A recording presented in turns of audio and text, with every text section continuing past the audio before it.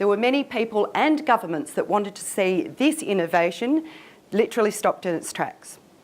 So it was argued before Parliament that a locomotive with a potential speed of 10 miles per hour would render anyone who travelled on it insane. It was claimed that the railways would desecrate the countryside, that its smoke would ruin the wool of the sheep, and that hens would stop laying. And then you could probably imagine that coach drivers, believing that the railways are going to put them out of business, started demanding an equal playing field. So that for decades, nearly every proposed railway line was petitioned against and had to be rerouted. Now, as funny as that all might seem looking through today's lens, in actual fact, this is a natural human response to disruptive change. So the digital age isn't just changing our economies and our workforces, it's also changing us as people. So just out of interest, can you raise your hand if you've been on Facebook or Instagram today? Yeah, of course you have. And I'm not surprised, because every minute we're sending 2 million emails and 12 million texts. Every day we upload 70 million photos on Instagram. And every 2 days the world is generating digital information, which is equal to all of the information generated from the dawn of time until 2003.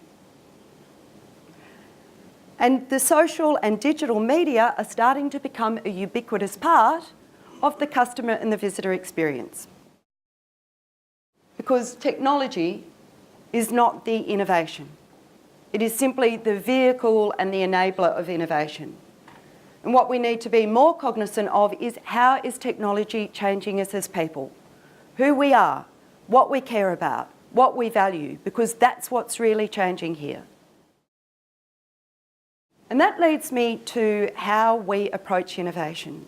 Because I think sometimes we think that in order to innovate, we need to travel to some distant shore in search of completely new ideas. When in actual fact, you already have everything you need in order to innovate. So there's no need to go out in search of new information or find the latest data or to start thinking like Steve Jobs. Everything you need in order to innovate is already right in front of you. It's just a matter of the lens through which you see it. So innovation requires imagination, an ability to be able to reframe what you see and what you know. Now, it sounds easy enough, but in fact, this is a learned skill and it requires time and discipline. So reframing is an ability to be able to look beyond your assumptions, beyond your biases, beyond the industry logic, in order to see a new picture and a new point of view. And yet the research is showing us that this is one of the greatest barriers to innovation. Because when we focus on our competitors, we unwittingly connect ourselves with a whole suite of market boundaries. Market boundaries being the fundamental assumptions that we share with our industry. Now, we adhere to these boundaries like they're created by nature, and so they dictate the industry that we operate within and the markets that we serve and the nature and the feature of our products and services. And yet, these are simply imaginary frameworks in which we've agreed to compete.